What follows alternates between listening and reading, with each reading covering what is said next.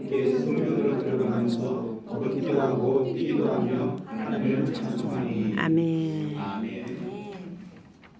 사실 오늘 이 본문 말씀은 사도행전 3장 1절부터 10절에 해당되는 내용인데 초보에 다 적을 수 없을 것 같아서 엑기스를 참 좋아하니까요. 엑기스만 이렇게 좀 이렇게 주보에 좀 시게 됐습니다. 오늘 본문은 베드로와 요한이 성전 앞에 앉아서 구걸하던 병자를 일으킨 사건입니다. 너무나 우리가 잘 아는 사건이죠. 우리 어릴 때부터 노래를 배워가지고 잘 아는 사건입니다. 여기서 우리는 중요한 한 가지 원칙을 발견하게 돼요. 그게 뭐냐면 내가 가진 것만 줄 수 있다는 원칙이에요. 내가 가지고 있는 것만 줄 수 있다는 것. 내가 가지지 않은 것 줄 수 없다는 원칙입니다. 자, 그러면 이게 무슨 말이냐? 베드로가 가진 예수를 줄 수 있다는 거예요. 만일에 그가 A라고 하는 예수님을 가졌으면 그는 A라고 하는 예수님을 줄 수 있고요. B라고 하는 예수님을 가졌으면 B라고 하는 예수님을 줄 수 있을 것입니다. 무슨 얘기냐? 예수님은 한 분이신데 사람에 따라서 A로 생각하는 사람이 있고 B로 생각하는 사람이 있고 C라고 생각하는 사람이 있고 자기가 기대하는 예수님이 있을 수 있다는 얘기예요.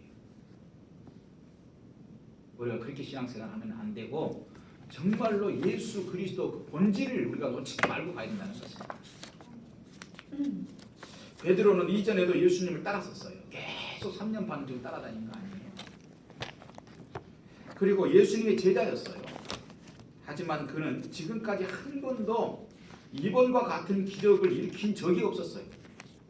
여러분 그 전 성경을 아무리 찾아봐도 베드로가 무슨 큰 기적을 일으켰다는 내용 본 적이 있어요? 한 번도 그런 적이 없습니다. 물론 기적을 일으키고 안 일으키는 게 중요한 건 아닙니다. 그러나 중요한 것은 이 일을 통하여서 우리에게 주고자 하는 메시지가 있다는 거예요.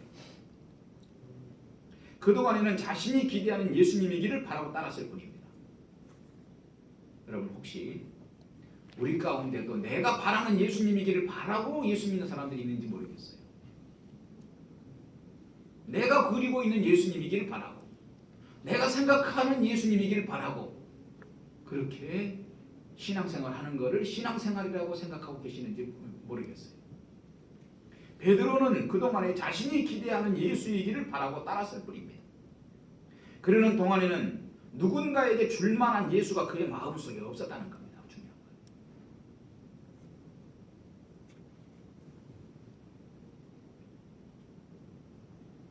오히려 자신의 믿음 하나도 바로 세우지 못했었습니다. 그러는 동안에는 주님을 따르긴 따랐죠. 분명히 주님을 따랐습니다. 그럼에도 불구하고 진짜 예수를 누군가에 주지 못했고 자기 믿음 하나도 비틀비틀거리고 그렇게 살아온 거예요. 그 결과 예측할 수 없는 믿음 생활을 하더라는 거예요.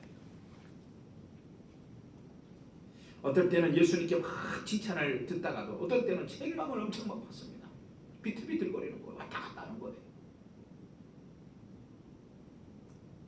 그러는 동안에는 예수를 믿으면서도 늘 사실 부끄러웠어요. 예수님 제자로서 부끄러웠었어요.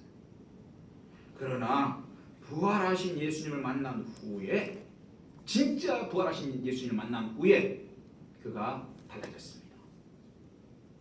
예수님은 이전 그대로인데 예수님은 이전 그대로예요. 그런데 베드로가 달라진 거예요. 그 후에 자신이 이제는 바라는 것이나 기대하는 것은 중요하지 않은 사람이 되었어요. 성경을 쭉 살펴보면요 확실히 그렇습니다. 이전에는 자신이 기대하는 예수님이기를 기대하고 따라다녔어요. 그런데 이제 성령이 부활하신 예수님 만난 후에는 내가 기대해야 하는 예수님 또 내가 기대하는 세상의 어떤 일들은 중요한 게 아니에요.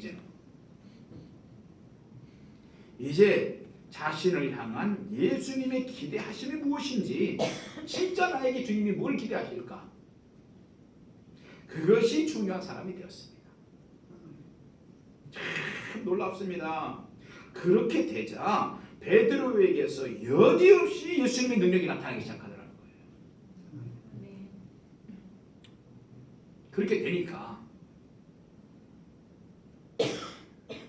자, 온 예루살렘이 그 사실을 듣고 소동할 만한 대사건을 일으킨 겁니다.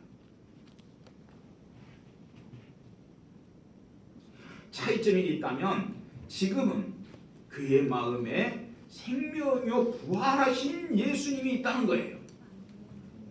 차이점이 있다면 이전에는 자신이 원하는 예수를 그리고 따랐어요. 자기가 좋아하는 예수 이럴 것이다 저럴 것이다. 그런데 이제는 그 예수가 아니라 진짜 부활하시고 생명이신 예수님이 그의 마음속에 있다는 차이점이 있어요. 그러던 어느 날이었습니다. 걷지 못하면서 성전 입구에 앉아서 늘 구걸하던 사람을 만났습니다. 그 사람은 베드로와 요한을 보자 이번에도 여지없이 구걸하는 손을 내밀었습니다. 그런데 그때 베드로가 뭐라고 말을 했어요? 나에게 가진 것은 없으나 나사렛 예수는 있는데, 참 놀랍잖아. 나 금도 없고 은도 없다 돈도 없다. 그런데 나는 나사렛 예수를 내가 가졌다. 그런데 그 예수의 이름으로 일어나 걸어라 그러면서 한 손을 확 잡아서 이렇게 이제 잡아당겼습니다.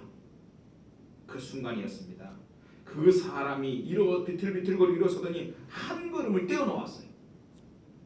할렐루야. 아멘. 그러더니 또 한 걸음을 떼어놓았습니다. 그러더니 점점 다리에 힘이 들어가고 허리에 힘이 들어가더니 결국은 이리 뛰고 저리 뛰고 그냥 난리가 난 겁니다. 오늘의 성경은 그 일에 관하여 뭐라고 그랬어요?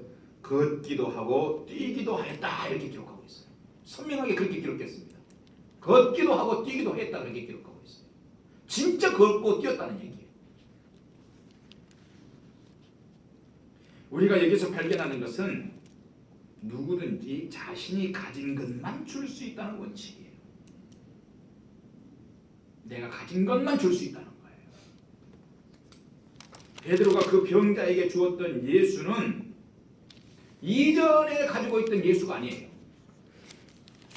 이전에 그가 가슴속에 가지고 있던 자기가 원하는 예수 줬으면 굉장히 나타나지 않았을 것입니다.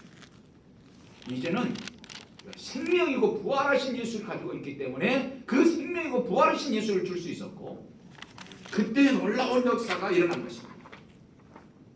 그 병자에게 주었던 예수는 모든 병을 이겨버리시는 주님이셨어요. 귀신을 제압해버리고 암도 제압하는 예수님이셨어요. 평생 걸어본 적이 없는 사람의 다리와 허리에도 힘을 확 주시는 예수님이셨어요. 달라진 베드로가 줄 수 있는 예수님은 그런 분이었습니다. 그런 분이었어요. 그렇습니다. 오늘도 내 자신이 달라지면 영향력의 사람이 됩니다. 내가 달라지면요, 사람은 똑같아도 그 사람이 달라지면 영향력의 사람이 됩니다. 문제는 누구라도 가정에서도 우리가 새로운 일들이 일어날 것입니다. 내가 달라지면 이 시대가 주목하는 사람이 될 수 있을 것입니다. 문제는 누구라도 자신이 가진 것을 줄 수밖에 없다는 거예요. 내가 가진 것만 줄 수 있어요. 제가 어릴 때 일이에요. 제가 살던 마을하고 제가 다니던 학교 중학교하고는 거리가 꽤 떨어졌어요. 아마 대체적으로 그랬을 거예요. 자, 그러니 그 이제 학교를 다니는데 어떤 친구들은 거리가 머니까 자전거를 타고 다녔어요, 학교에. 그 어떤 친구들은 뭐 타고 다닐 게 없으니까 결국은 그 스파이크 운동을 타고 다녔잖아요. 뭔가 타야 되는데 탈 게 없으니까 그 자전거를 이제 어떤 친구들이 이제 타고 다녔어요. 자, 그런데 자전거를 타고 학교에 가려면 먼저 반드시 한 고비를 넘어야 되는 게 뭐예요? 자전거를 타고 가려면 어떤 고비를 넘어야 돼요? 자전거를 배워야 타고 갈 거 아니에요? 배워야지. 자, 그런데